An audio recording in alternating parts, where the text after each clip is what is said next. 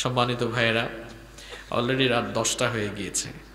সুতরাং আমরা অপ্রাসঙ্গিক কথা বলে সময় নষ্ট করব না। মাহফিলও এত দীর্ঘ সময় আমরা করব না যাতে করে ফজরের নামাজ আমাদের মিস হয়ে যায়। এজন্যে লম্বা চড়া কথা না বলে, অপ্রাসঙ্গিক কথা না বলে আমরা সরাসরি কোরআন সুন্নাহ থেকে জীবন গঠনের জন্য, আমাদের জীবন পরিবর্তনের জন্য, জান্নাত উপযোগী জীবন গঠনের জন্য কিছু কথা আমরা শুনব ইনশাআল্লাহ। আল্লাহ তাআলা আমাকে বলার এবং আপনাদেরকে ধৈর্য ধরে শোনার তৌফিক দান করেন। আমরা সবাই বলি আমিন। আমরা কোরআনের মাহফিলে এসেছি, তাই না? এজন্য আমরা কোরআন থেকে কথা বলবো ইনশাআল্লাহ। এই যে আমার হাতে আপনারা একটি কিতাব দেখতে পাচ্ছেন, এই কিতাবের নাম কি? সবাই বলেন। আমরা কোরআনের মাহফিলে কি হাবিজাবি কোনো কিতাব থেকে কথা বলি না, এটি তাফসীরুল কোরআন মাহফিল। এখানে আমরা কোরআন থেকে কথা বলার চেষ্টা করি। এই যে আপনাদেরকে কোরআন থেকে আমরা আপনাদের সামনে কথা বলি, আপনাদেরকে কোরআনের দাওয়াত আমরা দেই। এই কোরআনের দাওয়াত কি এই একবিংশ শতাব্দীতে শুরু হয়েছে নাকি আরো আগে শুরু হয়েছে? এই কোরআনের দাওয়াত শুরু হয়েছে আজ থেকে ১৫০০ বছর আগে। নবী করিম সাল্লাল্লাহু আলাইহি ওয়াসাল্লামের কাছে হেরা গুহায় যখন এই কিতাব অবতীর্ণ হয়েছে, এরপর থেকেই এই কিতাবের ওয়াজ, এই কিতাবের তাফসীর, এই কোরআনের দাওয়াত শুরু হয়েছে। আজ অবধি এই দাওয়াত চলছে, কিয়ামত পর্যন্ত এই কোরআনের দাওয়াত চলবেই চলবে, কেউ থামাতে পারবে না। যখন কোরআন নাজিল হয়েছে, কোরআন নাজিল হওয়ার পর থেকে কোরআনের দাওয়াত বন্ধ করে দেওয়ার জন্য কোরআন বিরোধীরা অনেক প্রচেষ্টা প্রয়াস চালিয়েছে। এখনো কোরআন বিরোধীদের অপচেষ্টা অপকৌশল চলছে, কিয়ামত পর্যন্ত এই অপচেষ্টা অপকৌশল চলবে। তবে একটি কথা সবাইকে জেনে রাখতে হবে, কোরআনুল কারীম নাজিল হওয়ার পর থেকে এই কোরআনের আওয়াজ যারাই স্তব্ধ করতে চেয়েছে তারা নিজেরাই ধ্বংসের অতল গহ্বরে নিপতিত হয়েছে। এই কোরআনের আওয়াজ এবং কোরআনওয়ালা লোকদের কণ্ঠকে রোধ করার জন্য, কোরআনের দাওয়াত, কোরআনের আন্দোলনে যারাই বাধা দিতে এসেছে, স্রোতের পানি যেমন বহমান হলে সব কিছু ভাসিয়ে নিয়ে যায়, কোরআন বিরোধীদেরকে আল্লাহর গজব সেভাবে ভাসিয়ে নিয়ে ধ্বংসের রাস্তা করে নিক্ষেপ করেছে। এই দাওয়াত কিয়ামত পর্যন্ত চলবে। যারাই বাধা দিতে সামনে আসবে তারা নিজেরাই ধ্বংস হয়ে, গজবে নিপতিত হয়ে, জিল্লতির সাথে, বেইজ্জতির সাথে দুনিয়া থেকে বিদায় নেবে।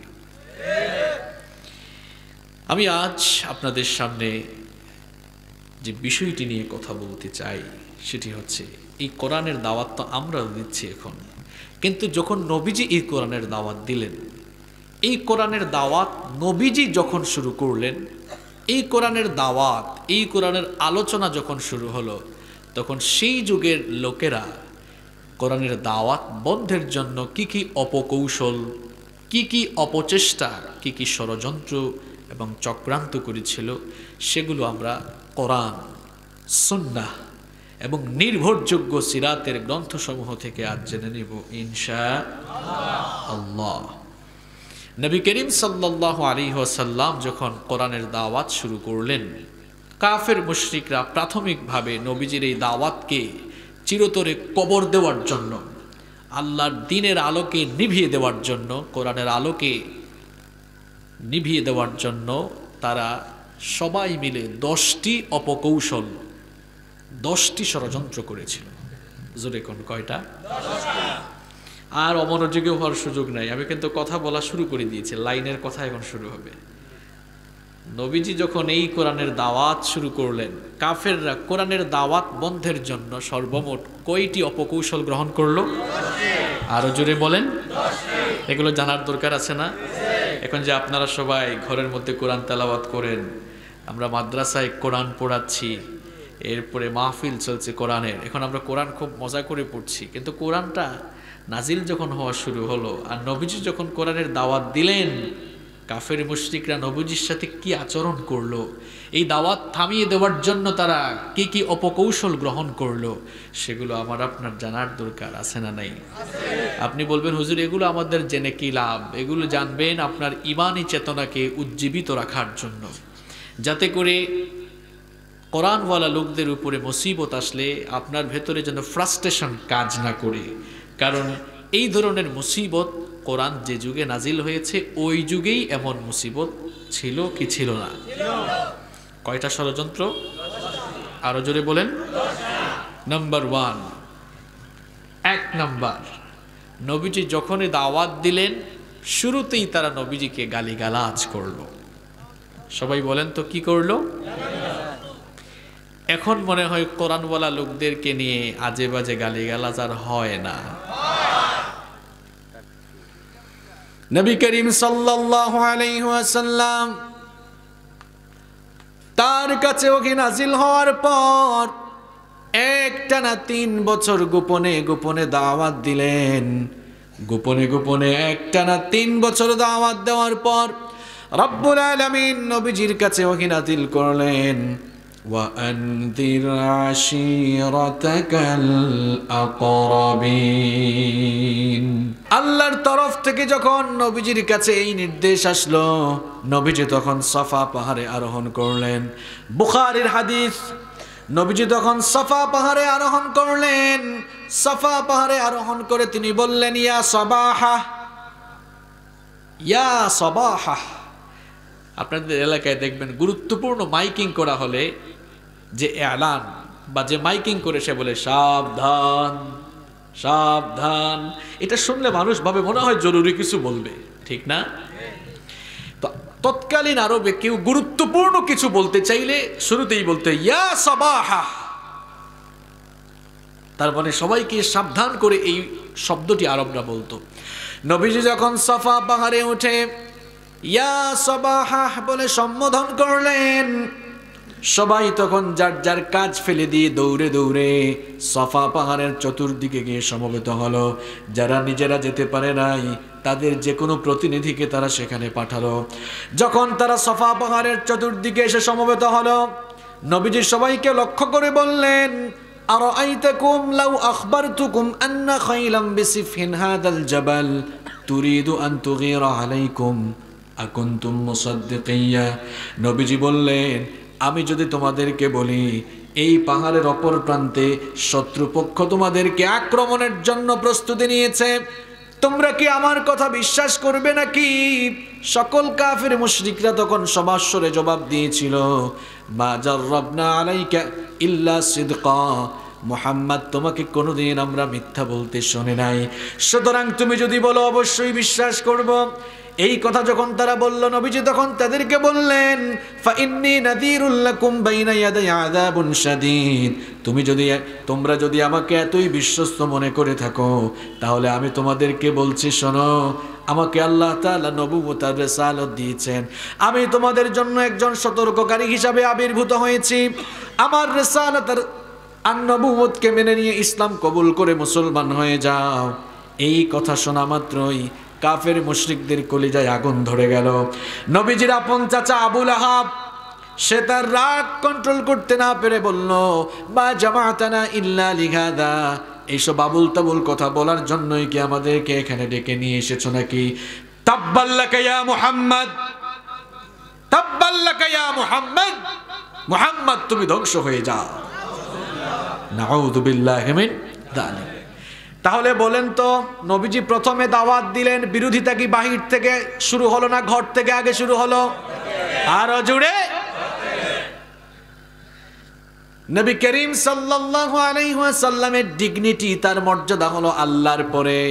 সেই নবীকে কেউ যদি খাটো করে, সেই নবীকে কেউ যদি কটাক্ষ করে, সেই নবীকে যদি কেউ গালি দেয়, তাহলে সেটা সরাসরি কার শানে গিয়ে লাগে? আরো জুড়ে। আল্লাহ তাআলা বরদাস্ত করলেন না। আবু লাহাবের গালির জবাব হিসাবে আবু লাহাবের নামে আল্লাহ একটা সূরা নাজিল করে দিলেন, তাব্বাত ইয়াদা আবি লাহাবি ওয়া তাব মা আগনা আনহু মালুহু ওয়া মা كسب سيصلى نارا ذات لهب وامرأته حمالة الحطب في جيدها حبل من مسد। সূরাটা আপনাদের সবার মুখস্থ আছে তাই না? আপনারা অনেকে অর্থ জানেন না। অর্থটা আমি একটু পড়ে বলি, তার আগে একটা মজার তথ্য আপনাদের সাথে শেয়ার করি। সবার মনোযোগ আছে তো? বলেন তো, আবু জাহাল ইসলামের পক্ষের লোক না ইসলাম বিরোধী লোক? মাশাআল্লাহ, জবাব দিন এরকম। বলেন, কোরআনে 114টা সূরার মধ্যে আবু জাহালের নামে কি কোন সূরা আছে? উতবা ইসলামের পক্ষের লোক না ইসলাম বিরোধী লোক? সূরা উতবা এরকম কোন সূরা আছে? শাইবা ইসলামের পক্ষের না ইসলাম বিরোধী লোক? সূরা শাইবা নামে কোন সূরা আছে? সূরা আবু জাহাল আছে? কিন্তু আবু লাহাবের নামে কোরআনে সূরা আছে না নাই? চিন্তা করেন তো আপনি, এত বড় বড় কাফের, ফেরাউনের নামেও সূরা নাই। সূরা ফেরাউন আছে, সূরা নমরুদ আছে। এই ভাই এদিকে তাকান, এরকম তথ্য আপনি সব জায়গায় পাবেন না। শোনেন, সূরা নমরুদ নাই, সূরা ফেরাউন নাই, সূরা আবু জাহাল নাই, সূরা উতবা নাই, সূরা শাইবা নাই, কিন্তু সূরা লাহাব আছে না নাই? কাফেরটা কেমন মারাত্মক আর সাংঘাতিক হলে তার নামে সূরা নাজিল হয়। আবু লাহাবের নামে সূরা আছে, তার মানে এটা জেনাতন কাফের না, এটা খুব মারাত্মক টাইপের কাফের ছিল। ঠিক তো বললেন। এখন আমি যদি বলি কেন মারাত্মক, কথা বলতে পারবেন না আপনি। কেন আবু লাহাবের নামে সূরা আসলো? কারণ নবীজিকে শারীরিকভাবে, মানসিকভাবে, শোনেন, শারীরিকভাবে মানসিকভাবে দুই ভাবেই সবচাইতে বেশি যে কষ্ট দিয়েছিল সে হচ্ছে নবীজির আই আপন চাচা, এই কুখ্যাত আবু লাহাব। নবীজি যেদিন দাওয়াত দিলেন সর্বপ্রথম গালিটা অন্য কেউ দেয় নাই, দিয়েছে আবু লাহাব। মক্কার চতুর্দিকে সে গালিগালাজ করত। এরপরে তার নামে এমনি আবু লাহাব নবীজির মাথার উপরে এনে উটের নাড়ি ভুড়ি ফেলে যেত। শুধু তাই নয়, শুধু তাই নয়, এই আবু লাহাব প্রত্যেক দিন তার ঘরের ময়লা আবর্জনা সব নবীজির ঘরের সামনে এনে ফেলে যেত। এরপরে এই আবু লাহাব সেই লোক, নবীজির ছেলে মেয়ে ছিল মোট কয়জন? এই বুঝে দেবিদ্বারের মানুষের অবস্থা না? কয়জন? 8 জন। কে বলছে আপনাদেরকে? 7 জন। কয়জন? 4 মেয়ে 3 ছেলে। 3 ছেলের নাম কি? আব্দুল্লাহ, আবুল কাসেম, ইব্রাহিম। আবুল কাসেম, আব্দুল্লাহ, ইব্রাহিম, এই 3 জন। মেয়ে ছিলেন কে কে? উম্মে কুলসুম, রুকাইয়া, জাইনাব, ফাতেমা। তো নবীজির ছেলে কেউ দুনিয়াতে বাঁচে নাই, জন্মের পরপুরি সবাই চলে গিয়েছে। এই আবু লাহাব কি করলো দেখেন, আপন ভাতিজা, নবীজি তার আপন ভাতিজা, কিন্তু আবু লাহাব সব দিকে বলো, দেখছো মুহাম্মদ আবতার হয়ে গিয়েছে। কি হয়ে গেছে? আবতার। আবতার আরবি শব্দের অর্থ নির্বংশ হয়ে গিয়েছে। আপন ভাতিজা, উচিত ছিল একটু সুখ প্রকাশ করা, কিন্তু এই আবু লাহাব সুখ তো প্রকাশ করলোই না, বরং মক্কার অলিতে গলিতে বলে বেলালো মুহাম্মদ নির্বংশ হয়ে গিয়েছে। এই কথা বলার পরে রব্বুল আলামিন তার কথার জবাব হিসাবে আয়াত নাজিল করে জানিয়ে দিলেন, ইন্না শানিআকা হুয়াল আবতার। আমার হাবিব চিন্তা করবেন না, যারা আপনাকে নির্বংশ বলে এরাই হচ্ছে নির্বংশ, এরা নির্বংশ হয়ে যাবে। ঠিক বেঠিক পড়ে বলেন, এবার বুঝেন। তাহলে বুঝা গেল আবু লাহাব এটা খুব মারাত্মক কাফের, এর জন্য তার নামে কোরআনে সূরা আছে না নাই? নবীজিকে গালি দেওয়ার পরিণাম কিন্তু খুব একটা ভালো হয়। আবু লাহাবের পরিণতি ভালো হয়েছে না খারাপ হয়েছে? কি খারাপ হয়েছে এবার কোন? কেমনে মরে গিয়েছিল? হ্যাঁ, টয়লেটে মরছে। কি জানেন আপনি? ধরু মিয়া, উল্টা পাল্টা কথা বলেন। কেমনে আবু লাহাব কেমনে মরছিল? নো, এই মাঝখানে যারা উঠাউটি করে এরা আবু লাহাবের কাহিনী জানে। আপনি অনেক তথ্য পাবেন, আজকে প্রশ্নও করব। আবু লাহাব কেমনে মারা গেল শোনেন, প্লেগ রোগে আক্রান্ত হয়েছিল, তার গলার মধ্যে গুটি বসন্ত হয়েছিল, যেটি ছিল সংক্রমণ ব্যাধি। নবীর সঙ্গে ইসলামের সঙ্গে বিরোধিতার ফল কিন্তু ভালো হয়। আজও যারা পৃথিবীর দিক দিগন্তে আল্লাহর দ্বীনের দায়ীদের উপরে নির্যাতন চালাও, আবু লাহাবের পরিণতির কথা হয়তো ভুলে গিয়েছ। আবু লাহাবও কিন্তু মুরগির রান কম খাইছে না বেশি খাইছে? ইসলামের বিরোধিতাও কম করেছে না বেশি করেছে? পরিণতি বেশি ভালো হয়েছে না বেশি খারাপ হয়েছে? কত খারাপ পরিণতি হয়েছে শুনেন। এই আবু লাহাবের পরিণতি কত খারাপ হয়েছিল শুনেন। আবু লাহাবের গলার মধ্যে প্লেগ রোগ হলো, গুটি বসন্ত হলো, এরপরে এই রোগের সে মারা গেল। যেহেতু এটা সংক্রমণ ব্যাধি ছিল, এই জন্য আবু লাহাব মারা যাওয়ার পরে তার স্ত্রী, সন্তান সন্ততি কেউ তার লাশের পাশে যায় নাই। অবশেষে 2-3 দিন যাওয়ার পরে যখন লাশ থেকে দুর্গন্ধ বের হওয়া শুরু হলো, আবু লাহাবের নিজের ছেলেরা এবার কি করলো দেখেন, একজন লোক ভাড়া করে আনলো। লোক ভাড়া করে এনে বলল, আমাদের বাবার শরীর থেকে দুর্গন্ধ শুরু হচ্ছে, তোমরা আমাদের বাবাকে একটু কোনো গর্তের মধ্যে নিয়ে ফেলে দাও। এবার লোক যাদেরকে ভাড়া করেছে তাদেরও যান বাঁচানোর দরকার আছে না নাই? তারা ছুতে চাইল না। দেখেছেন তো, এই যে 1.5-2 বছর করোনা মহামারী ছিল, অনেকেই গিয়ে ধরতে চায়, ধরবে আর কি, হাঁচি দিলে দৌড় মারে, আছে না নাই? তো লোক যখন ভাড়া করলে কেউ আর আবু লাহাবের লাশ গিয়ে ছোঁয় না। তারা এবার লাঠি হাতে নিল। কি হাতে নিল? লাঠি দিয়ে গুতাগুতি করে, পরিণতি বুঝেন, লাঠি দিয়ে গুতাগুতি করে একটা গর্তের মধ্যে ফেলে দিল। এবার গর্তে ফেললে তো হবে না, উপর যদি ঢাকা না থাকে দুর্গন্ধ আসবে না কি আসবে না? এই জন্য আবু লাহাবের নিজের ছেলেরা আবার বাপের মরা শরীরের উপরে পাথর মারা শুরু করলো। পাথর মারতে মারতে পাথরের স্তূপ দিয়ে পাথর দিয়ে ঢেকে দিল। এই বিচারটা কার? এই বিচারটা কার? আজও যারা নবীদের উত্তরসূরি আলেম উলামাদের উপরে নির্যাতন নিপীড়ন চালাচ্ছ, মনে করছো খুব ভালো আছো, মনে করবা আল্লাহ ছাড় দিলেও ছেড়ে দেয় না। আল্লাহ যখন ধরবে একটা একটা করে সাইজ করবে।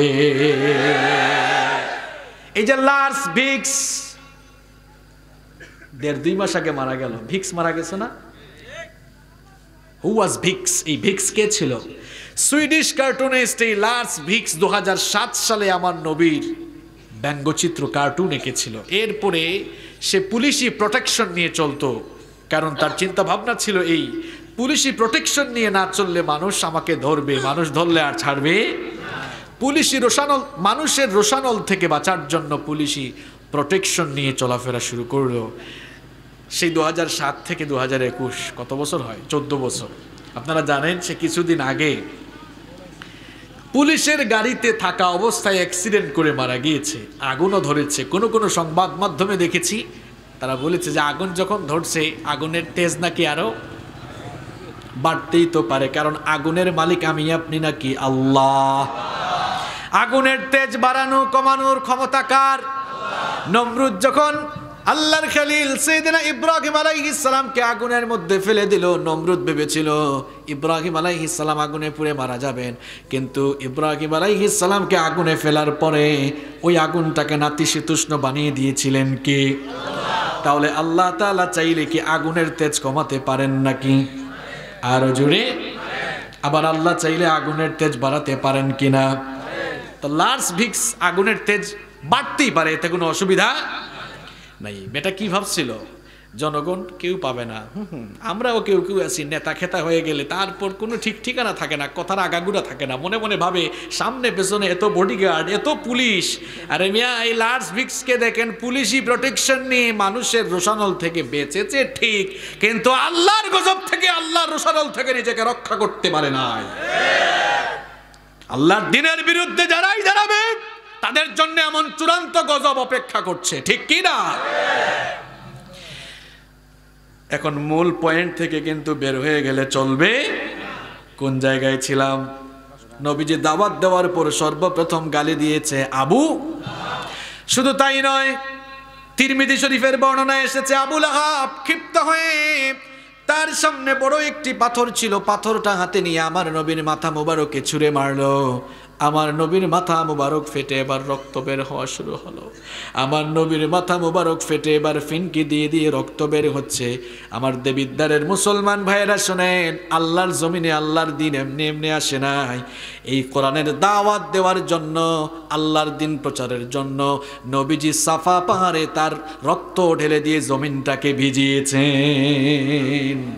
এমনি এমনি আসে নাই। বাড়িতে গেল, গিয়ে তার দুই ছেলে, আবুল আহাবের দুই ছেলে উতবা আর উতাইবা বিয়ে করেছিল নবীজির দুই মেয়ে উম্মে কুলসুম আর রুকাইয়াকে, ডেকে বলল মুহাম্মাদের দুই মেয়েকে তালাক দাও, কারণ সে আমাদের বাপদাদার ধর্মের বিরুদ্ধে দাঁড়িয়েছে। এরা তালাক দিয়ে বাড়িতেও রেখে আসলো। এত সহজে ইসলাম আসে। এখন নবীজি দাওয়াত দিচ্ছেন, কাফের মুশরিক পৌত্তলিকতার উপরে যাদের ক্ষমতা অধিষ্ঠিত ছিল তারা মনে মনে ভাবলো 40 বছর তো মুহাম্মাদের আচার আচরণ আমরা দেখেছি, 40 বছর পর্যন্ত আমাদের সাথেই মেলামেশা করে বড় হয়েছে, তার চরিত্র বড় ভালো, কথাবার্তা বড় মার্জিত, আকর্ষণীয়, সুন্দর, এবং সে যে ধর্মের দাওয়াত দেয় এবং এত সুন্দর করে কি জানি পড়ে কোরআন তেলাওয়াত করে করে কোরআনের দাওয়াত দেয়। নবীজির কোরআন তেলাওয়াত আমাদের চাইতে আরো সুন্দর কম ছিল না বেশি ছিল? হজ আর ওমরা যারা করেছেন, হারামাইন শরীফাইনে যারা সালাত আদায় করেছেন, দেখেছেন ইমাম সাহেবদের তেলাওয়াত শুনে অর্থ না বুঝেও মানুষ চোখের পানি ঝরায় আছে না নাই? হারামের ইমামের তেলাওয়াত শুনে যদি আপনার এই অবস্থা হয়, যার উপরে কোরআন নাজিল হয়েছে তার জবান থেকে কোরআন বের হলে ওই যুগের মানুষের অবস্থা কি হয়েছে চিন্তা করেন আপনি। এই জন্য আবু জাহাল আবুল আহাবের গোষ্ঠীর দিনের বেলা নবীজিকে গালিগালাজ করত, কিন্তু রাত হলে নবীর কণ্ঠে কোরআন না শুনলে তারা পাগল হয়ে যেত। সারাদিন নবীজিকে অশ্রাব্য ভাষায় গালিগালাজ করত, রাত হলেই সবাই ছুটে যেত নবীজির ঘরের কোনায় কোরআন শোনার জন্য। আল্লাহু আকবার। এই অবস্থা দেখে আবু জাহাল সবাইকে একদিন ডেকেছিল, ডেকে বলল, এই খবরদার, কেউ মুহাম্মদের ঘরের আশপাশে যাবে না, কেউ কোরআন শুনতে পারবে না, সবাই শপথ করো কেউ যাবে না। আবু জাহাল খুব টেটনা, খুব পাকনা, তো মনে মনে ভাবলো সবাইকে তো আমি শপথ করাচ্ছি, তার মানে সবাই যাবে না, আর আমি যেহেতু শপথ করাচ্ছি এখন আমি যাওয়ার সুযোগ আছে, আমি এখন একা একা গিয়ে মন ভরে শুনবো। সুবহানাল্লাহ। এখানে আপনি শুনেন না, আগে তার পাকনামি শুনেন। আর যারা শপথ করছে তারা মনে মনে ভাবলো, যাই হোক, নেতা আমাদেরকে শপথ করাচ্ছে, উনি আর যাবে, মাঝে মাঝে আমাদের যাওয়ার সুযোগ আছে না নাই? রাত যখন হলো, দেখা গেল ওইদিকে উতবা, ওইদিকে সাইবা, এইদিকে আবু জাহাল ঘরের কোনায় দাঁড়ায় কোরআন শুনে। কিন্তু ফজরের আগে যখন বের হবে একজনের সাথে আরেকজনের দেখা, কিরে তুই এখানে, এই তুই এখানে কেন? সুবহানাল্লাহ। নবীজির কণ্ঠের কোরআন।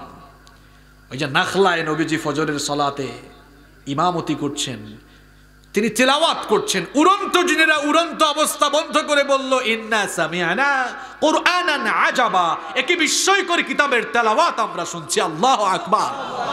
যারা মক্কায় গিয়েছেন, মসজিদে জিন নামে একটা মসজিদ আছে না, এটার নাম মসজিদে জিন কেন? কারণ ওই জায়গাতে নবীজি তেলাওয়াত করছিলেন, আর উড়ন্ত জিনেরা উড়ন্ত অবস্থা বন্ধ করে সেখানে তারা বিস্মিত হয়ে বলেছিল কোরআনের আয়াত, ইন্না সামিআনা কুরআনান আজাবা।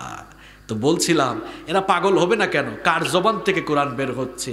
যার উপরে আল্লাহ কোরআন নাজিল করেছেন, মুহাম্মাদুর রাসূলুল্লাহ সাল্লাল্লাহু আলাইহি ওয়াসাল্লাম।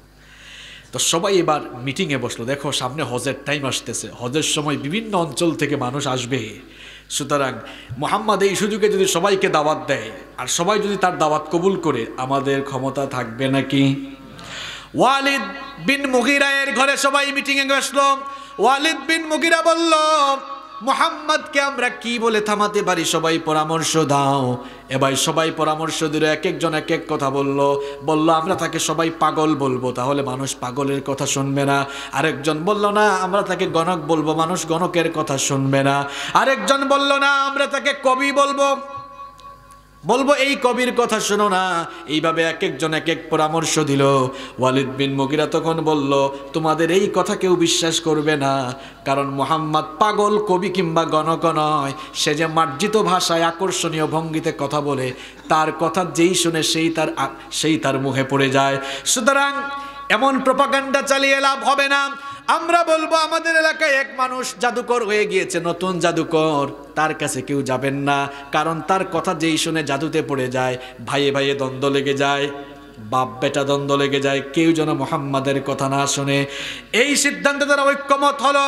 এরপরে তারা সবাই মিলে সিদ্ধান্ত নিল হজের টাইমে যখন বিভিন্ন অঞ্চল থেকে মানুষজন ঢুকবে, অলিতে গলিতে আমাদের লোক আমরা সেট করে রাখবো, সবার কাছে আগে ভাগেই জানাবো যে আমাদের এলাকায় নতুন একজন জাদুকর এসেছে, তার আশেপাশে কেউ যায়ও না। এখন বলেন তো, দেবিদ্বারে যদি কেউ আপনাদেরকে বলে আমাদের এলাকায় নতুন জাদুকর আসছে, আকর্ষণ বাড়বে না কমবে? কাফের মুশরিকগুলো, আমার ভাইরা শোনেন, আজও দেখবেন আল্লাহর দ্বীনের দায়ীদের বিরুদ্ধে অপপ্রচার হয়। মনে রাখবেন, অপপ্রচার ও প্রচারের একটা বিরাট অংশ। কারণ ইসলামের প্রচার শুরু হয়েছে অপপ্রচার দিয়ে। আপনি তো ইতিহাসই জানেন না, ইসলামের প্রচারটাই শুরু হয়েছে অপপ্রচার দিয়ে। এই কাফের মুশরিকগুলো মনে মনে ভেবেছিল, আমরা যদি সব মানুষকে আগে থেকেই জানায় দেই এটা জাদুকর মানুষ, এর কথা শুনবে না। আর অপরদিকে নবীজি তাদের কাছে যাওয়ার আগেই নবীজির রিসালাতের খবর তাদের কাছে পৌঁছে গেল। নবীজি যদি ব্যক্তিগতভাবে সবার কাছে গিয়ে গিয়ে দাওয়াত দিতেন, সময় কম লাগতো নাকি বেশি লাগতো? এবার নবীজির দাওয়াতটা কত সহজ করে দিল এরা। দেখেন, নবীজির নবুয়তার রিসালাতের খবর নবীজি নিয়ে যাওয়ার আগেই কাফের মুশরিকগুলো মাগনা বিনা পয়সার চাকর হয়ে অপপ্রচার করতে গিয়ে নবীজির রিসালাতের প্রচার করে দিল। সুবহানাল্লাহ বলবেন না? আপনারা কি আমার কথা বুঝেন না? হ্যাঁ, কথা বুঝতেছেন? কত দামি দামি কথা বলতেছি। অপপ্রচারের নামে এটা নবুয়তের প্রচার হলো না অপপ্রচার হলো? একজন একজন করে দাওয়াত দিতে গেলে তো লম্বা সময় লাগতো। এখন হজের সময় যখন শেষ হলো, কাফেররা ধরা খাইলো, হায় হায় করলাম কি, মাথায় হাত। এখনো দেখবেন অনেক জায়গায় কোরআনের দায়ীদের বিভিন্ন কার্যক্রম বন্ধ হয়ে আছে না নাই? বন্ধ হওয়ার পর তার প্রতি মানুষের আকর্ষণ বাড়ে না কমে? এটা ইসলাম বিরোধীরা বুঝে না। যেখানেই বাধা দিবেন, আপনি যেখানে একটা মাহফিল বন্ধ করতে যাবেন, পরবর্তীতে ওখানে মাহফিল হলে মানুষ আরো 20 গুণ বেশি হবে। ইসলামের প্রচারটাই হয়েছে প্রচার না অপপ্রচার দিয়ে। অপপ্রচার চালায় দেখলো, হায় হায় করলামটা কি রে। যদি আমরা তাকে জাদুকর না বলতাম, মুহাম্মদ আর এই কয়েকদিনে কয়েকজনের কাছে দাওয়াত নিয়ে যেত? সবার কাছে যাওয়া সম্ভব হইতো? এখন তো সবাই জেনে ফেলছে। জানার পরে নবীজির কাছে আসা বন্ধ হয়েছে নাকি আসা আরো বেড়েছে? যেই এসেছে নবীজির তেলাওয়াত শুনে পাগল হয়েছে, অনেকে ইসলামও কবুল। তাহলে তাদের এক নাম্বার অপকৌশল ছিল নবীজিকে গালিগালাজ করে আল্লাহর দ্বীনের আওয়াজ বন্ধ করে দেওয়া। এই অপকৌশল করে কি তারা পেরেছে নাকি? আজও দেখবেন হুজুরদেরকে, নবীদের উত্তরসূরি আলেম উলামাদেরকে কত আজে বাজে ভাষায় গালিগালাজ করা হয়, মৌলবাদী জঙ্গিবাদী বলে প্রেজেন্ট করা হয়। তারপরেও এই দেশের মুসলমানরা আলেম উলামাদের কথা শোনার জন্য তারা পাগল পারা হয়ে ছুটে যায়। তাহলে বোঝা গেল অপকৌশল করে আল্লাহর দ্বীনের আওয়াজকে থামানো যায়? এক নাম্বার অপকৌশল গ্রহণ করে তারা ব্যর্থ হলো। এবার তারা সবাই মিলে সিদ্ধান্ত নিল, মুহাম্মদকে আমরা সবাই সামাজিকভাবে রাষ্ট্রীয়ভাবে তাকে আমরা কয়েকটা ট্যাগ লাগিয়ে দিব। কি কি ট্যাগ লাগিয়েছিল সেগুলো কি কোরআনের ভেতরে নাই? কি কি ট্যাগ তারা লাগিয়েছিল দেখেন। কোরআনুল কারীমের 15 নম্বর সূরা, সূরাতুল হিজরের 6 নম্বর আয়াত, আল্লাহ তাআলা বলছেন ওই কাফের মুশরিকরা আমার নবীকে কি বলেছিল শোনো।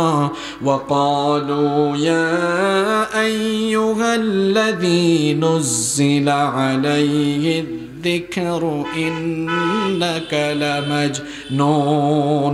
তারা বলেছিল, হে ওই ব্যক্তি যার উপরে যিকির অর্থাৎ কোরআন নাজিল হয়, তুমি একজন উন্মাদ পাগল ছাড়া আর কিছু নও। নাউযুবিল্লাহি মিন। তারা আরো বলেছিল, ওয়াজিবু আন জাআহুম মুনযিরুম মিনহুম ওয়া ক্বালাল কাফিরুনা হাযা সাহিরুন কাযযাব। তারা বিস্মিত হয়ে যেত, হতবাক হয়ে যেত, আমাদেরই মধ্য থেকে একজন লোককে নবুয়তের জন্য নির্বাচন করা হলো। এই জন্য অবাক হয়ে তারা বলতো, ওয়াকালাল কাফিরুনা হাযা সাহিরুন কাযযাব, এই লোকটা কাযযাব, মিথ্যাবাদী আর জাদুকর ছাড়া কিছুই নয়। নাউযুবিল্লাহি মিন। কাফের মুশরিকদের উত্তরসূরিরা এখনো আছে, কোরআন বিরোধীরা, এরাও কোরআনের আওয়াজকে থামিয়ে দেওয়ার জন্য এখনো তারা কোরআনের দায়ীদের বিরুদ্ধে যুগের সবচাইতে মিথ্যাচার করে থাকে। এর কারণে কি দাওয়াত বন্ধ হয়েছে নাকি কোরআনের দাওয়াত চলছে? 2 নম্বরে অপকৌশল করেও তারা আল্লাহর দ্বীনের আওয়াজকে থামাতে পারলো। এবার দেখেন এই কাফের মুশরিকগুলো 3 নম্বর অপকৌশল কি গ্রহণ করলো।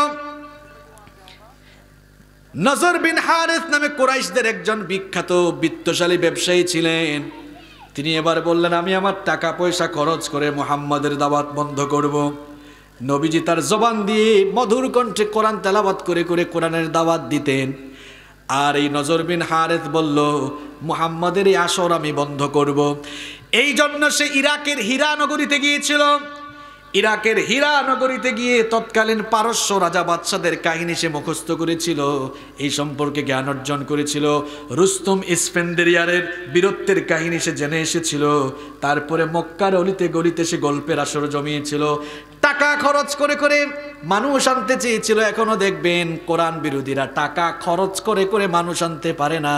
আর যেখানেই কোরআনের আয়োজন করা হয় মানুষ পাগল পাড়া হয়ে নিজের টাকা খরচ করে চলে আসে। দেখেন কাহিনীটা কি হয়। এই নজর বিন হারিস গল্প কাহিনী শিখে এসে নিজের টাকা খরচ করে এবার সে মক্কার অলিতে গলিতে গল্পের আসর জমালো। আর বলল, দেখো আমি বিদেশ থেকে অনেক গল্প কিচ্ছা কাহিনী শিখে এসেছি। মুহাম্মদ তোমাদেরকে তেলাওয়াত করে যা শোনায়, ইনহাদা ইল্লা আসাতিরুল আউয়ালিন, সব পুরনো দিনের কাহিনী। এই সব কাহিনীর চাইতে ভালো কাহিনী আমার জানা আছে, সবাই আসো। দেখা গেল টাকা খরচ করে খাওয়াইতেও চায়, এরপরেও মানুষ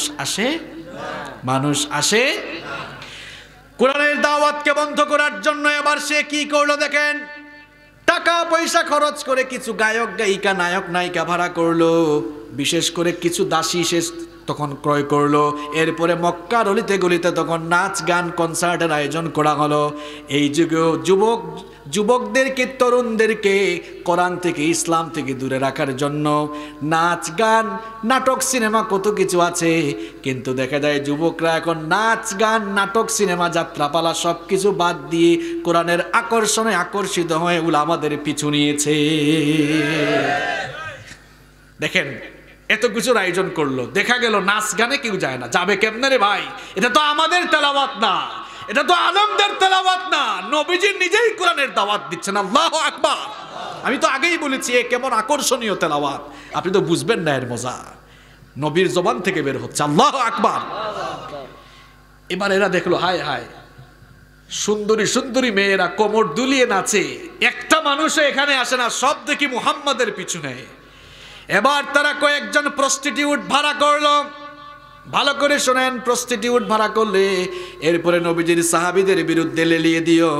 বলল, এদেরকে তোমরা যে কোনোভাবে বশ করে নিয়ে আসো যেন মুহাম্মাদের দল থেকে তারা ছুটে চলে আসে। এরা যখনই যায় গিয়ে দেখে কোনো লাভ নাই, এরা কোরআনের টানে কোরআনের প্রেমে এত পাগল পাড়া হয়েছে, গোটা দুনিয়া একদিকে আর তাদের কাছে আল্লাহর নবী কোরআন আর একদিকে। সুবহানাল্লাহ। আল্লাহ তাআলা কাফের মুশরিকদের এই সকল কর্মকাণ্ডের নিন্দা করে কোরআনে আয়াত নাযিল করে দিলেন।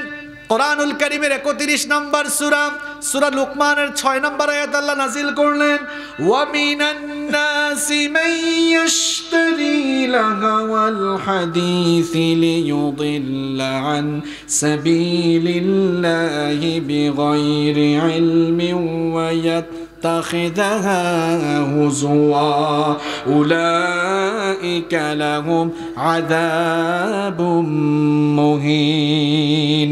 আল্লাহ তাআলা বললেন, মানুষের মধ্যে এমন কিছু লোক আছে যারা মানুষদেরকে আল্লাহর দ্বীনের পথ থেকে গোমরা করার জন্য, পথভ্রষ্ট করার জন্য তারা অশ্লীল কথাবার্তা গান বাজনা এগুলোর প্রচার প্রসার সমাজে চালিয়ে দেয়। এদের জন্য আযাব এবং কঠিন শাস্তি রেখে দিয়েছেন কে? এখনো আল্লাহর দ্বীন থেকে ফেরাবার জন্য এই নাচ গানের আয়োজন আছে না নাই? কিন্তু লাভ হচ্ছে না, লস হচ্ছে? বলেন তো, দিন দিন সিনেমা হলের সংখ্যা বাড়তেছে না কমতেছে? আরো জোরে বলেন। অনেকে কয় এত ওয়াজ মাহফিল বাংলাদেশে বাড়লো, লাভটা হইল কি? আপনি আপনার চোখের মধ্যে রঙিন চশমা পরেছেন তো আপনি লাভ দেখেন না মিয়া। আপনি দেখেন তো গত 1-2 যুগ ধরে এই দেশে সিনেমা হল বেড়েছে না কমেছে? নাটক সিনেমার ভিউ বেশি নাকি এখন কোরআনের আওয়াজগুলোর ভিউ বেশি বলেন তো? আপনি দেখেন না, রঙের চশমা লাগাইলে আপনি কেমনে দেখবেন ভাই?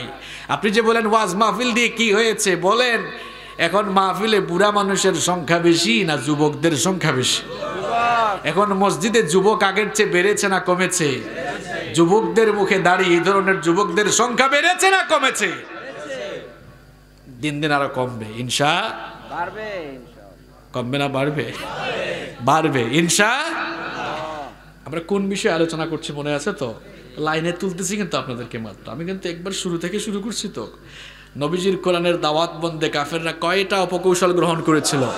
কয়টা বলছি? কয়টা? 3টা। 3 নম্বর কি ছিল? গান বাজনার আয়োজন করেছে। এখনো আছে গান বাজনা, মনে হয় এখনো নাই?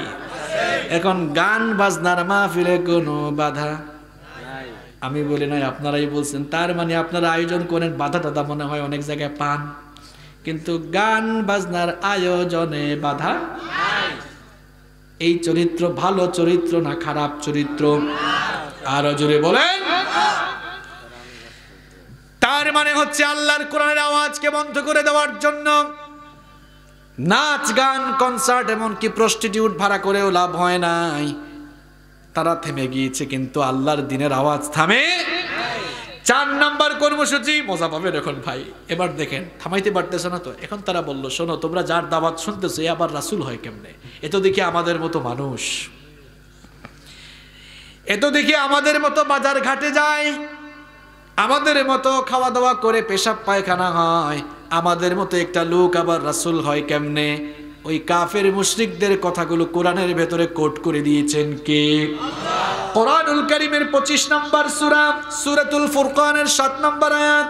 ওয়াকালু মা লিহাযার রাসূলি ইয়াকুলু الطعام ويمشي في الأسواق لولا أنزل إليه ملك فيكون معه نذيرا। তারা বলেছিল কেমন রাসূল, আমাদের মতোই খায়, আবার দেখি আমাদের মতোই বাজার ঘাট করে। আরে আমরা অনেকে নামে হয়েছি মুসলমান, কিন্তু আমাদের আকীদা এখনো আমরা খারাপ করে ফেলেছি।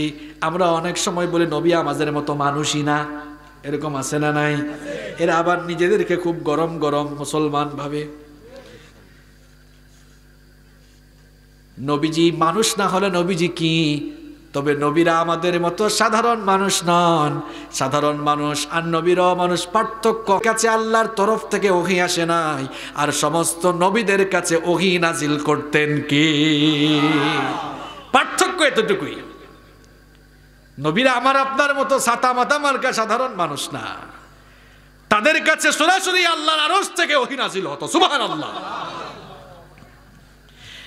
এরা বলতো মুহাম্মদ আবার রাসূল হয় কেমনে? সে তো দেখি আমাদের মতো বাজার ঘাটে যায়, খাবার দাবারও গ্রহণ করে, রাসূল হয় কেমনে?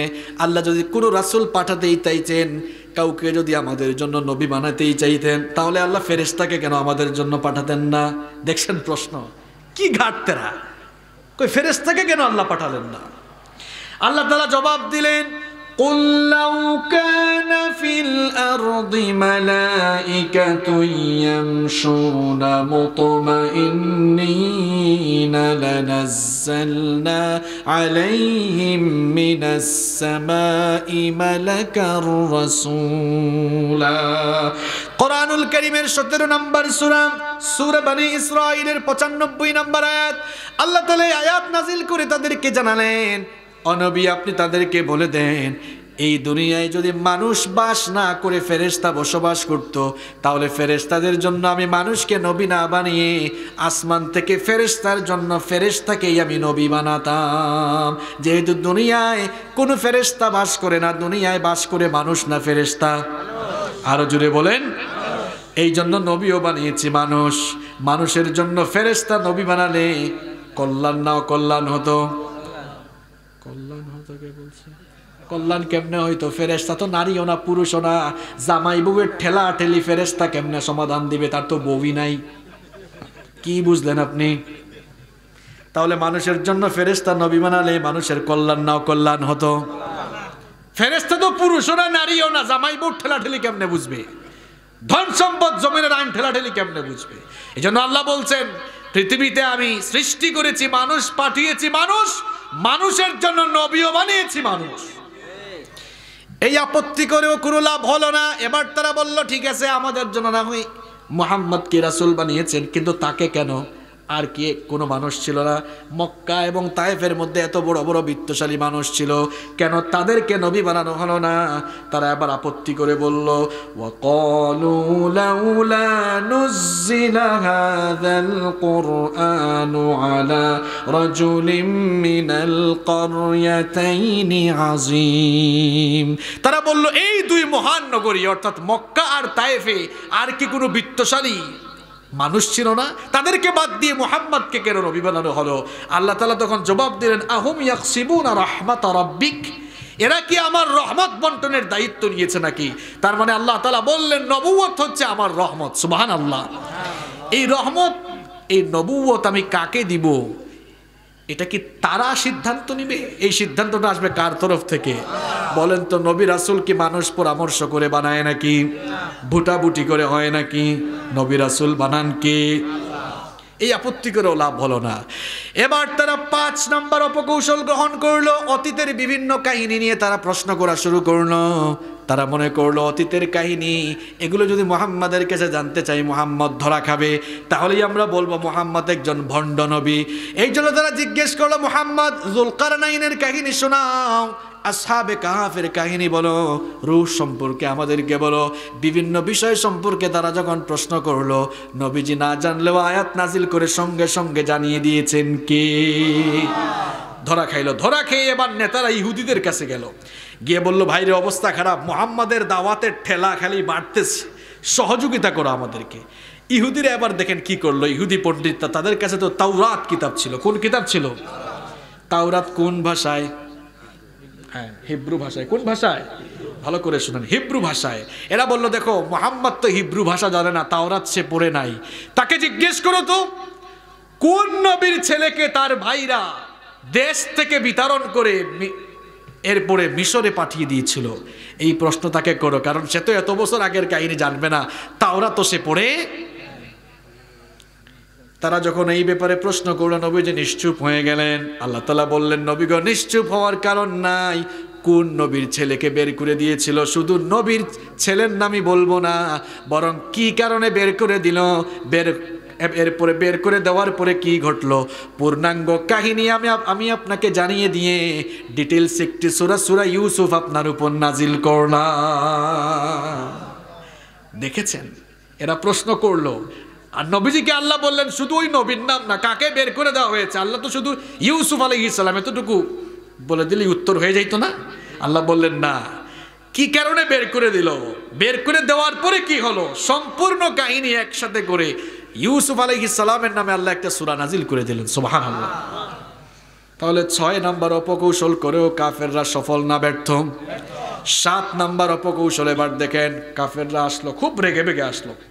রেগে বেগে এসে বলল ইহুদি পণ্ডিতদেরকে, ধরো তোমরা যা বলছো একদম জাতের ধরা খাইছি আমরা, বললা তো আটকাই ফেলবো, কই এটা জানলো কেমনে, আসলেই তো তার কাছে মনে হয় ওহি আসে। ইহুদিরা বলল শোনো, সর্বশেষ পরীক্ষা তার উপরে চালাবো, আমাদের কাছে মনে হয় সে মনে হয় জাদুকর, জাদু করে জেনে ফেলছে এটা। তবে জাদু করলেও জাদু তো দুনিয়ায় চলবে, আসমানে চলবে। তারা এবার বলল যাও গিয়ে মুহাম্মদকে বলো, সে যদি সত্যিই নবী হয়ে থাকে আকাশের চাঁদটাকে যেন 2 ভাগ করে দেখায়, কারণ জমিনে জাদু চলে, আসমানে জাদু চলে।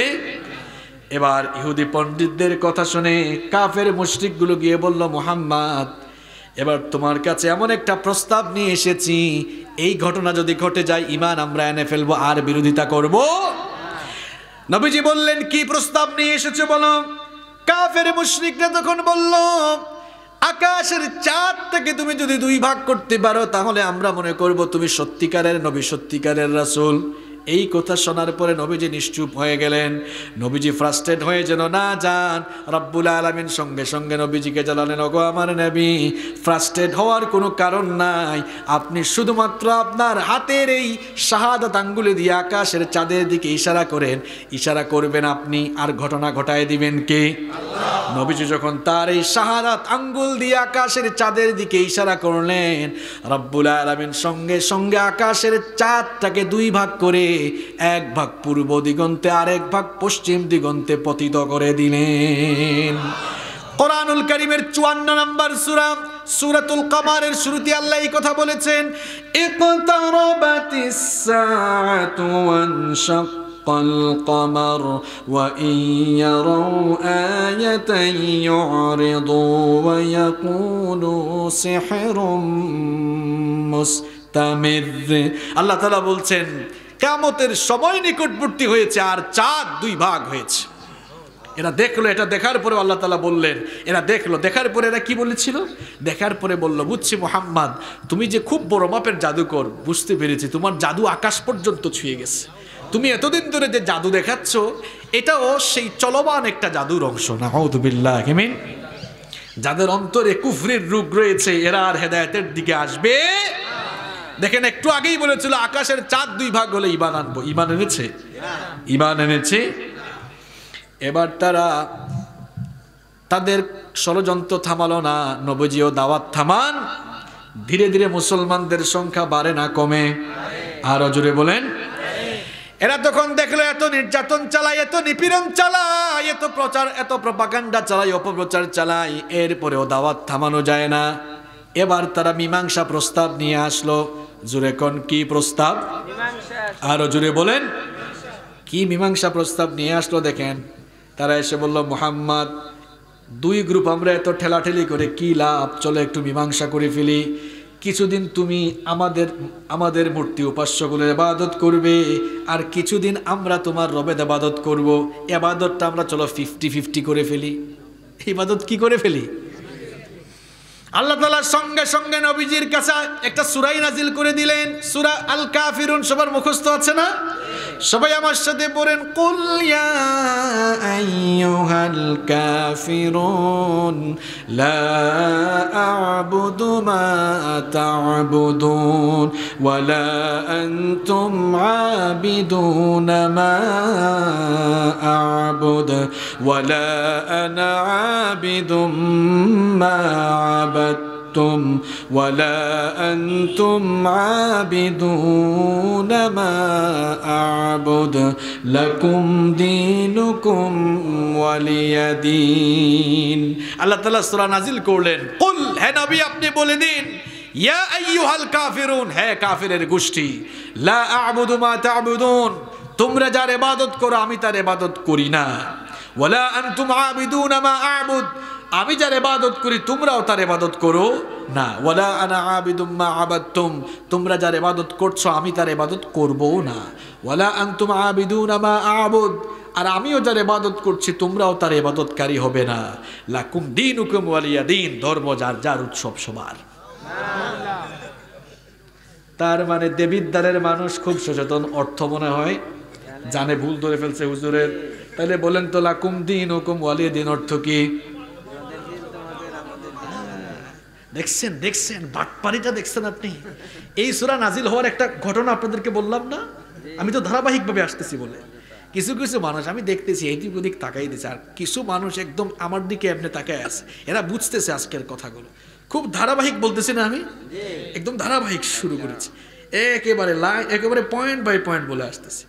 দেখেন তো কোন সময় সূরাটা নাজিল হইল। এরা বলতেছে প্রস্তাব করে ফেলে চলো ইবাদত 50-50 করি, কিছুদিন তুমি আমাদের উপাস্যদের ইবাদত করবে আর কিছুদিন আমরা তোমার রবের ইবাদত করব। আল্লাহ বললেন না, নবী জানিয়ে দেন, লাকুম দীনুকুম, তোদের ধর্ম তোদের, আমার ধর্ম আমার আমাদের। আবার কেউ কেউ তো বলে বুখারী শরীফে আছে লাকুম দীনুকুম ওয়ালিয়া দীন, কোনটা বুখারীতে আছে কোনটা কোরআনে আছে ওইটাও জানে। পুকুর আপনার, মাছ আমাদের সবার, মানবেন নাকি?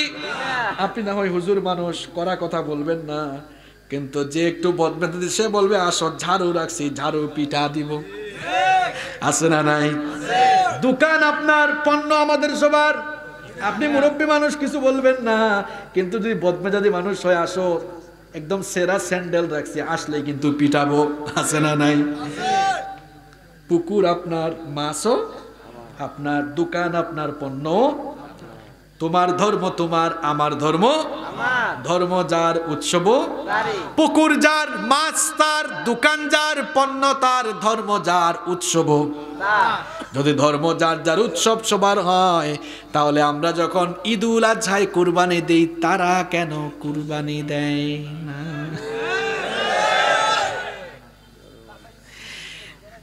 বলেন তো, আমাদের ঈদ আসলে কোনো অমুসলিম ভাইকে কি ব্যানার করতে দেখেছেন নাকি?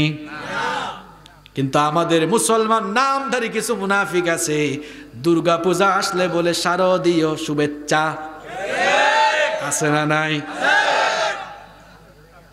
কই, আমি তো দেখলাম না কোনোদিন আমাদের কোনো অমুসলিম ভাইরা আমাদের মসজিদে আসছে। দেখি তো তোমরা কেমনে নামাজ পড়ো, দেখি তো কেমনে কুরবানি দাও। আসছে আসছে, কখন আসছে? কেউ কে কোনোদিন ঈদ মুবারক ব্যানার দিয়েছে নাকি? আপনি দেন কেন?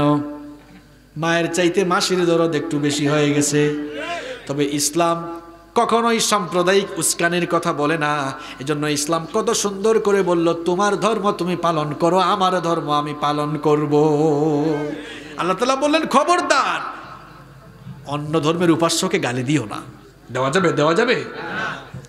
অমুসলিমরা তাদের ধর্ম নির্বিঘ্নে পালন করবে, আপনি বাধা দিতে পারবেন না। আপনি তার মন্দিরে, তার উপাসনালয়ে হামলা চালাতে পারবেন না। যদি আপনি হামলা চালান, আপনি আর মানবতার কি দুশ্মন, আপনি সরাসরি ইসলামের দুশ্মন হয়ে যাবেন। কারণ ইসলাম এই দীক্ষা মানুষকে দেয়। তাহলে 8 নাম্বার অপকৌশল করে তারা সফল হলো না ব্যর্থ হলো? সবাই বলেন 9 নম্বরে এবার তারা বলল, ঠিক আছে মুহাম্মদ, এবার মীমাংসা প্রস্তাব না। জানি না তুমি কেন আমাদের বাপদাদার ধর্মের বিরুদ্ধে দাঁড়ালে, তোমার কাছে লোভনীয় আরো কিছু প্রস্তাব নিয়ে আসলাম। জুড়ে কোন কি প্রস্তাব? আরো জুড়ে লোভনীয় প্রস্তাব। তারা বলল, তুমি যদি নেতৃত্ব চাও, তোমাকে নেতৃত্বের কিছু অংশ দেওয়া হবে।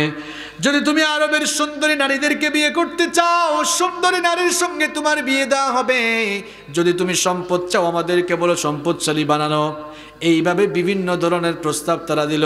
নবীজি তখন বললেন, কাফের মুশরিকরা ভালো করে শোনো, এই সাধারণ প্রস্তাবগুলো শুধুই নয়, তোমরা যদি আমার ডান হাতে আকাশের সূর্য আর বাম হাতে আকাশের চন্দ্র এনে দাও, আমি যে দাওয়াত শুরু করেছি, এই পথে কাজ করতে করতে, দাওয়াতি পথে জীবন পরিচালনা করতে করতে, হয় আমি শহীদ হব, নইলে আল্লাহর জমিনে আল্লাহর দ্বীন কায়েম করব। এর আগ পর্যন্ত আমাকে কেউ এই রাস্তা থেকে সরাতে পারবে না। আল্লাহু আকবার। 9 নাম্বার অপকৌশল করে তারা সফল হলো না ব্যর্থ হলো? এবার তারা যখন দেখলো মুহাম্মদকে কোনোভাবেই থামানো যাচ্ছে না, তখন তারা বলল, এই মুহাম্মদ যে কোরআন আমাদেরকে শোনায়, এই কোরআন সে তো দাবি করছে তার রবের পক্ষ থেকে নাজিল হচ্ছে, কিন্তু এই কোরআন তার রবের তরফ থেকে আসে না, এটা সে নিজে নিজেই বানিয়ে বলে। এটা সে নিজে নিজেই বানিয়ে বলে। আল্লাহ তাআলা তখন আয়াত নাজিল করে জানিয়ে দিলেন, ওয়ান নাজমি ইযা হাওয়া মা দাল্লা সাহিবুকুম ওয়া মা গাওয়া ওয়া মা ইয়ানতিকু আনিল হাওয়া ইন হুয়া ইল্লা ওয়াহায়ুন ইউহা। আল্লাহ তাআলা বললেন, কসম ওই নক্ষত্রের যেগুলো অস্তমিত হয়ে যায়, ওয়া মা সাহিবুকুম ওয়া মা গাওয়া, তোমাদের সাথী পথভ্রষ্ট নয়, বিপদগামী নয়। আর তিনি নিজে নিজে কোনো কথা বানিয়ে বলেন না। ওয়া মা ইয়ানতিকু আনিল হাওয়া, মনোবৃত্তিকে অনুসরণ করে কোনো কথা বলেন না। ইন হুয়া ইল্লা ওয়াহয়ুন ইউহা, তার কাছে যা ওহী হিসাবে আসে তিনি তা কেবল প্রচার করেন। সুবহানাল্লাহ। এরা বলল, মুহাম্মদ সব বানিয়ে বানিয়ে বলছে, এগুলো আল্লাহর কালাম নয়। রব্বুল আলামিন তখন তাদের এই কথাগুলো কোরআনে কোট করে দিলেন। তারা বলেছিল ওয়া ইদা তুতলা আলাইহিম আয়াতুনা ক্বালু ক্বাদ সামি'না লাউ নাশাউ লাকুলনা মিসলা হাযা ইন হাযা ইল্লা আসাতিরুল আউয়ালিন। তারা বলেছিল, আল্লাহ তাআলা বলছেন তাদের কাছে যখন আমার নবী আমার আয়াতগুলো তেলাওয়াত করে শোনাতেন, তারা বলতো আমরা এগুলো শুনলাম, কিন্তু আমরা তো ইচ্ছা করলে এইরকম আমরাও বানিয়ে বানিয়ে বলতে পারবো। যখন তারা বললো আমরা এগুলো বানিয়ে বানিয়ে বলতে পারবো, তখন আল্লাহ তাআলা তাদেরকে চ্যালেঞ্জ ছুড়ে দিলেন, আম ইয়াকুলুনা তাকাওয়ালাহু বাল লা ইউমিনুন ফালইয়াতু বিহাদিসিম মিসলিহি ইন কানু সাদিকিন। আল্লাহ তাআলা বললেন তারা কি বলে আমার নবী এটা বানিয়ে বানিয়ে বলছেন, এজন্য তারা ঈমান আনে না। যদি তারা তাদের দাবিতে সত্যবাদী হয়, তারা যদি বলে, তারা যদি দাবি করে থাকে কোরআন মানুষের দ্বারা বানানো সম্ভব, তাহলে আমি তাদেরকে চ্যালেঞ্জ করছি তারা যেন আমার কিতাবের অনুরূপ একটা কিতাব বানায়। আল্লাহ চ্যালেঞ্জ দিলেন, ভালো করে শুনেন। কোরআনের 3 দফায় আল্লাহ চ্যালেঞ্জ করেছেন। কয় দফা? 3 দফা চ্যালেঞ্জ। প্রথমে আল্লাহ বলেন, যা, যদি কোরআন মানুষের দ্বারা বানানো সম্ভব হয় এই কোরআনের মতোই কোরআন বানা। তারা কি পেরেছিল নাকি? আজ কেউ পারবে নাকি? কিয়ামত পর্যন্ত কেউ পারবে নাকি? আল্লাহ তাআলা জানিয়ে দিলেন, কুল লা ইনজিতামাআতিল ইনসু ওয়াল জিন্নু আলা আইয়াতু বিমিসলি হাযাল কুরআন লা يأتون بمثله ولو كان بعضهم لبعض ظهيرا। আল্লাহ তাআলা জানিয়ে দিলেন, ওগো আমার হাবিব, আপনি তাদেরকে বলে দিন এই পৃথিবীর সকল ইনসান আর জিন জাতি যদি একত্রিত হয়ে আমার কালামের মতো একটি কালাম রচনা করার চেষ্টা করে, কিয়ামত হয়ে যাবে, কোরআনের মতো কোরআন বানানো যাবে। প্রথম দফায় আল্লাহ চ্যালেঞ্জ করলেন, তোমরা যারা বলেছো কোরআনের মতো কোরআন বানাতে পারবা, যাও কোরআনের মতো কোরআন বানাও।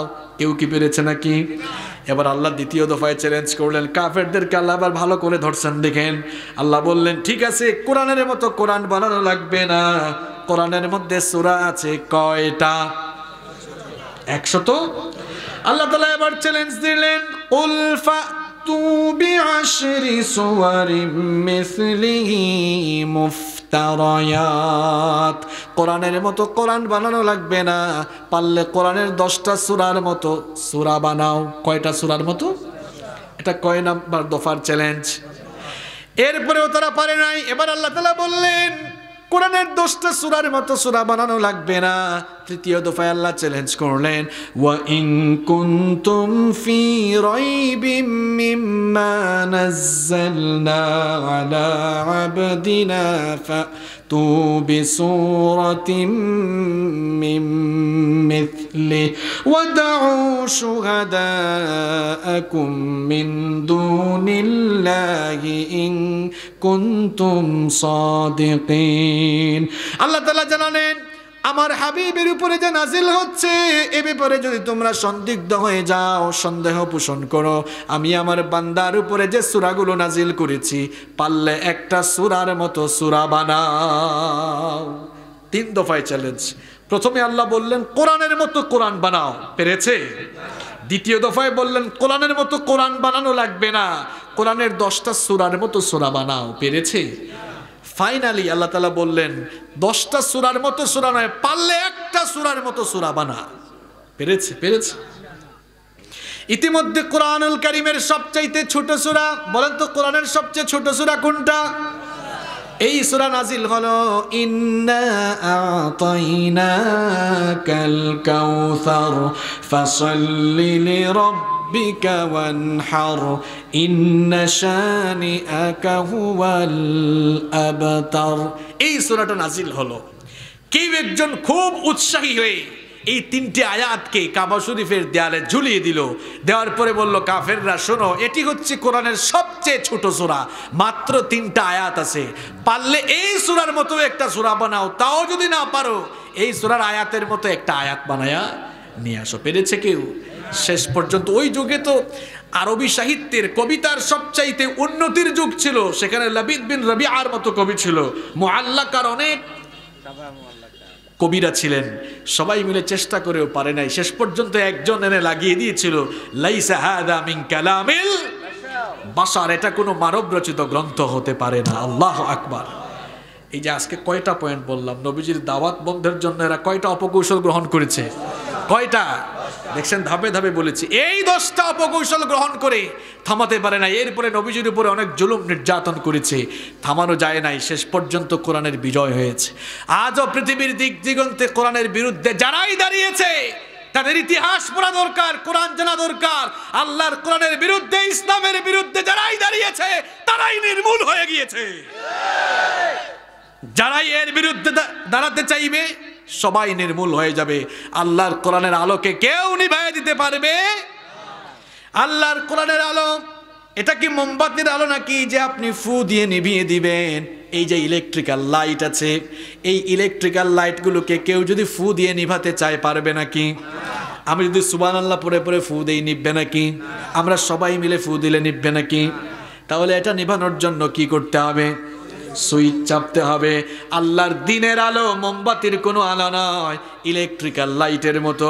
ইলেকট্রিক্যাল লাইট বন্ধ করতে হলে যেমন সুইচ চাপতে হয়, কোরআনের আলো বন্ধ করতে হলে, কোরআনের দাওয়াত বন্ধ করতে হলে সুইচ চাপতে হবে। এই সুইচ দুনিয়ার কোনো আলেমের হাতে নয়, কোনো পয়গাম্বরের হাতে নয়, ফেরেশতার হাতেও নয়। সুইচটা যার হাতে তিনি কে? এই সুইচের দিকে যুগে যুগে যারাই হাত বাড়িয়েছে, সেই হাতটাকে আল্লাহ ধ্বংস করে এদেরকে মাটির সঙ্গে মিশিয়ে দিয়েছে। আল্লাহর দ্বীনের আওয়াজকে বন্ধ করা যাবে? এখন এই কোরআনের আওয়াজ যেহেতু বন্ধ হবে না, এই কোরআনটাই যেহেতু আমাদের সফলতার মূল মন্ত্র, এই কোরআনের সঙ্গে আমাদের থাকার দরকার আছে না নাই? এবার শুনেন, এতক্ষণ তো আপনাদেরকে খুব লাইনের কথাগুলো বলে বলে জায়গা মতো নিয়ে আসছি, 10 মিনিট থাকা যাবে তো? এবার শুনেন, এই কোরআনকে যেমন নির্মূল করা যাবে না, ঠিক তেমনি ভাবে কোরআনের সঙ্গে সম্পর্ক স্থাপন না করতে পারলে নাজাত পাওয়া যাবে। এই কোরআন কেমন কিতাব দেখেন, এই কিতাবের সঙ্গে যার ছোঁয়া লেগেছে তার মর্যাদা বেড়েছে। যেই ফেরেশতা এই কোরআন নিয়ে এসেছেন, সকল ফেরেশতাদের চাইতে ওই ফেরেশতার মর্যাদা সবচাইতে কম না বেশি? পৃথিবীতে অসংখ্য ভাষা রয়েছে। বাংলাদেশের মানুষ বাংলা ভাষায় কথা বলে, পার্শ্ববর্তী দেশ ভারতের মানুষ হিন্দি ভাষায়, আবার সেখানে অনেক ভাষা আছে না নাই? আবার দেখেন পাকিস্তানের মানুষ উর্দু ভাষায় কথা বলে, কেউ ইংরেজি ভাষায় কথা বলে, এক এক দেশের মানুষ এক এক ভাষায় কথা বলে।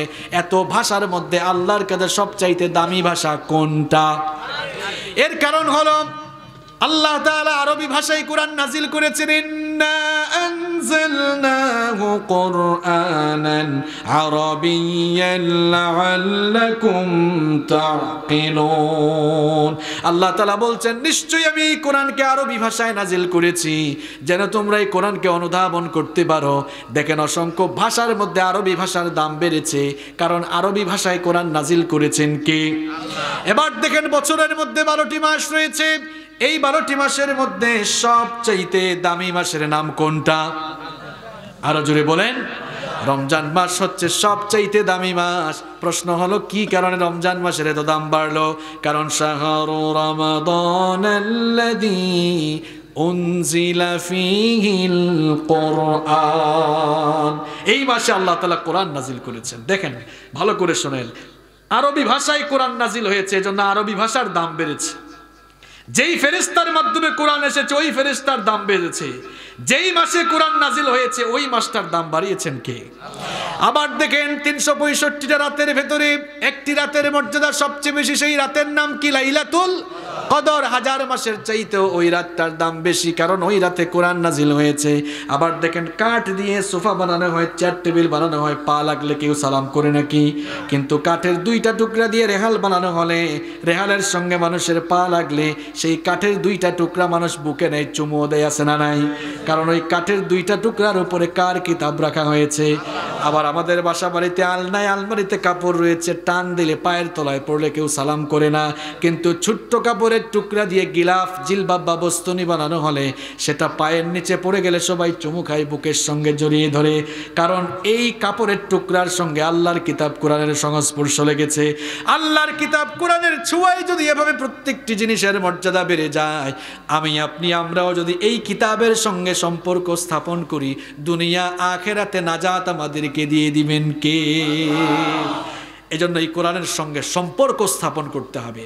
আর এই সম্পর্ক স্থাপন করার 4টি পদ্ধতি রয়েছে। 1 নাম্বার, এই কোরআনটা আপনি পড়া শিখবেন। এখনো অনেকে কোরআনটা তেলাওয়াতি শিখে নাই। সুপ্রিম কোর্টের নোটিশ ইংরেজি ভাষায় আসলে না বুঝলে আপনি যে বুঝে তার কাছে দৌড়াবেন।